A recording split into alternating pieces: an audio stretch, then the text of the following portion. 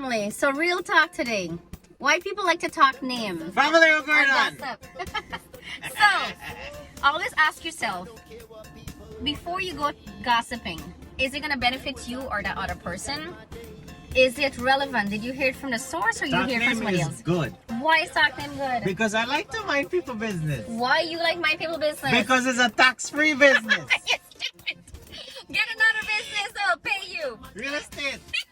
Anyways, and you know, people like to bring news and carry news and say, right? So if somebody's coming to gossip to you about somebody else, This is the house. very likely they're gonna talk your business with that person too. Hey, So don't trust if you them. don't hear it from the horse mouth, don't Believe it. Always get it from the source. I like to talk names. Oh my God. Anywho, don't listen to Shiv. He's the bad one. All right. Have a beautiful, blessed day. Bye, family. Bye. Mwah. Remember, a dog that brings a bone will carry a bone.